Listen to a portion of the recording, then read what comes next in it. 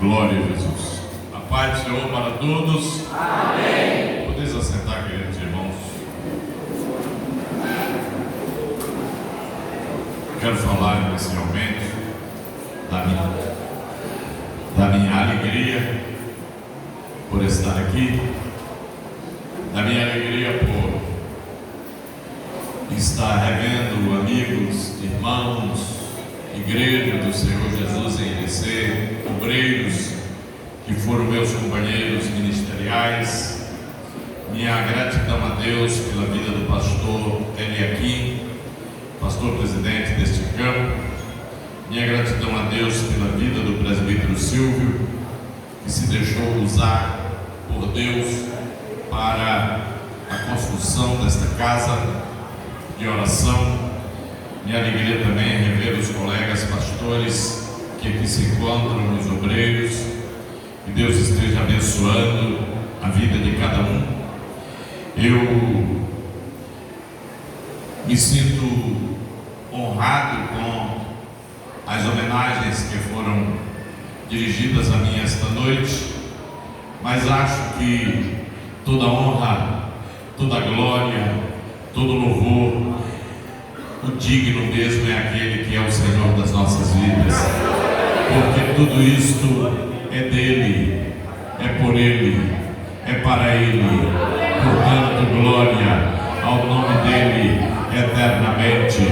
Nós somos apenas instrumentos em suas mãos. Ele é quem é o Senhor das nossas vidas. Eu estava vendo o pastor Carlito tocar e imaginando o seguinte: aquela guitarra, ela toca muito bonito, mas se o pastor Carlito não tocar, ela não faz barulho nenhum. Mesmo assim, somos nós. Nós só somos alguma coisa enquanto pudermos ser instrumentos na mão do Todo-Poderoso. Glória seja dada ao nome de Jesus.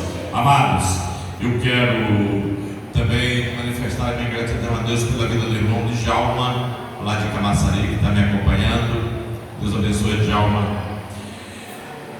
Eu quero meditar numa palavra aqui com a igreja. Um momento como este, momento de festa, momento de inauguração, momento de alegria, nada melhor do que nós refletirmos sobre o que Deus está pensando disso tudo aqui, o que Deus está achando disso tudo aqui. Quando a gente ouve sobre templo, quando a gente ouve sobre casa de oração, a gente às vezes fica se perguntando, e eu já ouvi muita gente se perguntando: por que investir tanto numa casa? Por que investir tanto num templo? Se nós somos o templo, se hoje Deus não habita em templos feitos de madeira, de cimento, de argamassa, se hoje Deus habita em nossos corações, por que tanto investimento em casas, em templos? Só que quando nós vamos para a Bíblia, nós vamos ver que o zelo pelo templo não é algo apenas dos dias anteriores a Jesus, é algo também dos dias de Jesus. Quem conhece a Bíblia sabe que quando Jesus chega no templo, que o templo está sendo profanado, que as pessoas estão utilizando o templo como um ambiente de mercância, o que é que diz o texto? Jesus expulsa eles e diz: a minha casa será chamada casa de oração. Glória ao nome do Senhor. A minha casa será chamada casa de oração. Portanto, meus amados irmãos, a conclusão que a gente chega é que Deus realmente habita em nossos corações. Na hora que o primeiro crente chega aqui, Jesus chega. Na hora que o último crente sai, Jesus sai. Ele não fica aqui, ele não fica vigiando isso aqui. Ele olha a nossa vida, o nosso ser, o nosso coração. Nós é quem somos o templo do Senhor. Mas quando nós vamos para a Bíblia, nós vamos perceber que o Senhor Jesus amor pela sua casa. E este zelo, este amor, vem lá dos dias anteriores a Jesus. Nos diz a palavra que quando foi dada a ordem para a construção, a reconstrução do templo de Jerusalém, nos diz a Bíblia que os judeus voltam e eles não reconstroem o templo de imediato. Eles começam a cuidar das suas casas, eles começam a estucar as suas casas, eles começam a cuidar do seu patrimônio. E aí o Senhor Deus usa o profeta Ageu, e o profeta Ageu vai dizer o seguinte: este povo diz, versículo 2 do capítulo 1, este povo diz, não veio ainda o tempo em que a casa do Senhor deve ser edificada. Veio, pois, a palavra do Senhor pelo ministério do profeta Ageu, dizendo: é para vós tempo de habitardes nas vossas casas estucadas, enquanto a minha casa fica deserta. Ora, pois, assim diz o Senhor: aplicai o vosso coração aos vossos caminhos, semeais muito, recolheis pouco, comeis, mas não vos fartais, bebeis, mas não vos saciais, vestivos, mas ninguém se aquece, e o que recebe salário num saquetel furado.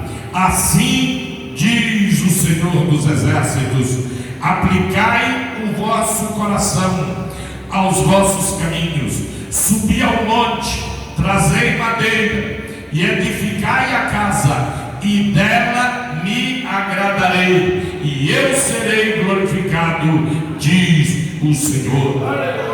Aí o Senhor continua dizendo: olhai para muitos, mas eis que alcançastes pouco, e esse pouco, quando os trouxestes para casa, eu lhes assoprei. Por quê? Disse o Senhor dos Exércitos: por causa da minha casa que está deserta, e cada um de vós corre para a sua própria casa. Por isso o céu retém o seu orvalho, e a terra retém os seus frutos.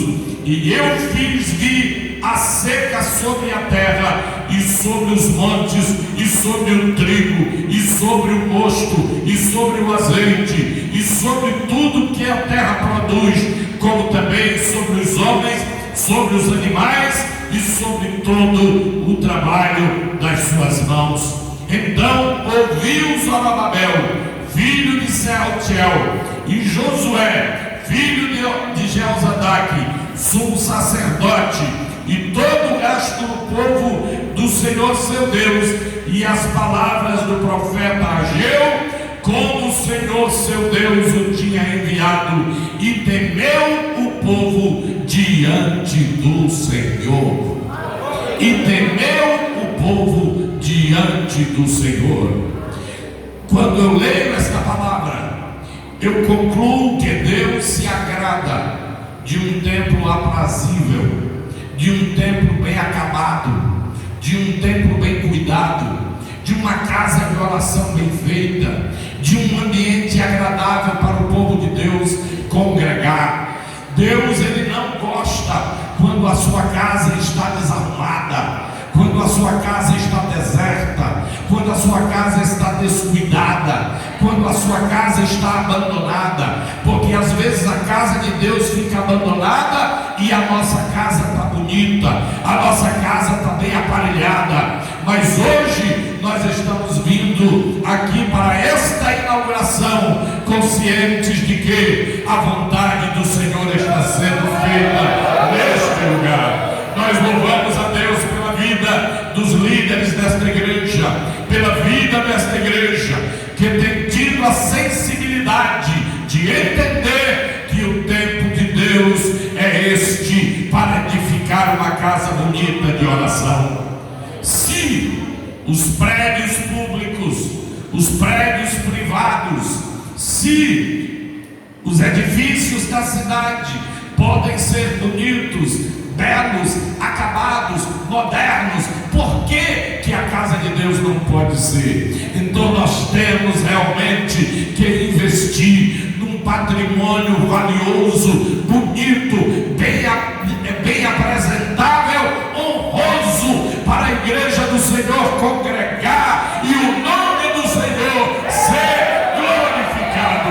Eu sei que quando alguém passa nesta rua, que vê o nome Assembleia de Deus, certamente lembra-se não apenas da denominação Assembleia de Deus, mas lembra-se do Deus da Assembleia. Lembra-se de que existe um povo que congrega aqui, que adora a Deus, que louva a Deus, que glorifica a Deus, que prega a palavra de Deus. Então, meus queridos irmãos, eu já vi e tenho exemplo de templo que, quando alguém passou na frente, sentiu vontade de aceitar Jesus.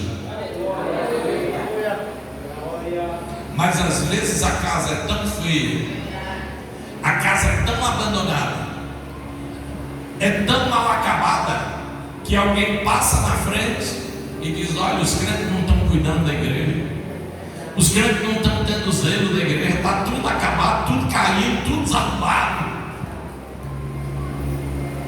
Eu louvo a Deus, porque Deus está levantando uma geração que cuida do patrimônio da casa do Senhor. Portanto, pastor aqui e presbítero Silvio, obreiros do Senhor aqui do Chapuchar de 16, vocês estão de parabéns. Me lembro, tudo isso que foi falado, quando eu olho para o presbítero Begal, eu me lembro como se fosse hoje, de tudo que foi falado aqui. Realmente foi um momento muito desafiador, foi um momento muito difícil para nós. E Deus usou a vida de um irmão nosso, o Carlos Alberto. A plaga dele daí. Deus usou a vida do irmão Carlos Alberto. E ele doou esse terreno todinho aqui para nós. Ele chegou para mim e disse: pastor, a igreja não vai ficar sem lugar para congregar não. Eu tenho um terreno lá no Chapuchar. Nós vamos doar o terreno e vocês constroem. E esse templo foi construído, aquele templo antigo, em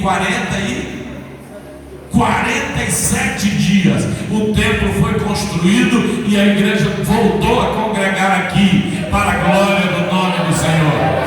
Aí na hora que eu vi o irmão Zé receber aqui a honra, eu disse a ele: divida com Carminha. Divida com Carminha, porque era Zé e Carminha aqui, guerreiros, presentes, atuantes. Deus usou a vida deles de uma maneira bonita